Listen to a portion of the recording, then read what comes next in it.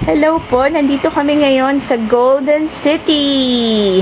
At si Pongpong Polongpong ay lockdown. Ayan po siya, natutulog.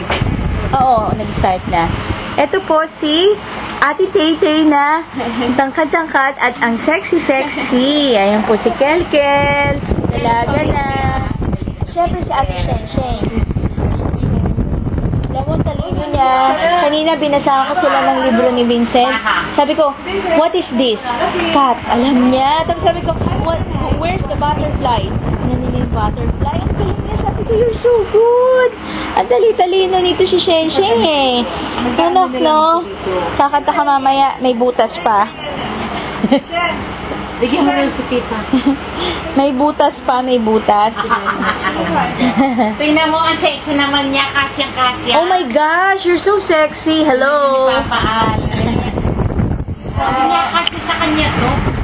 Siyempre, ang nagmana sa nanay, sexy, o, diba? O, ha? Hello? Oh. Ganon ako, hindi. Sexy, kaya, o, Sexy. 152 pounds. Yeah. Pero yung litrato mo ko, kamukha mo si Ay. Oo nga, sana nga, ay kulangot. Sana nga, ganyan po ako, kaya lang, Ano yan, inspirasyon. ang hirap niya, isang malaking bundok po yan. Natatahakin. O, diba? Alam mo, nag-banding na kami kanina, te. Grabe. Oo. Gising lang yan. Si Teddy, diniditigan si Vincent. Sabi niya, ito ba yung nakikita ko na taba-ching-ching-iking? Basta pagdating ni Vincent ako, pag dumakarm sa akin, sorry.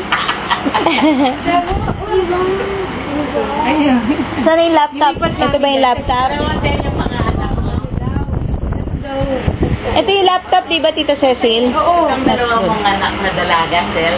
Oh. Isang Elmerita, isang Maria Cecilia. Oo nga.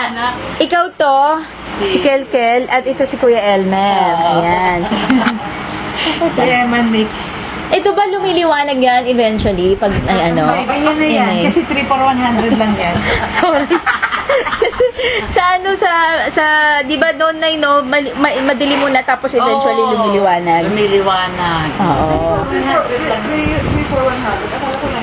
Energy saver yan, Alam energy mo, saver. nakalimutan kong dinala yung album ko sa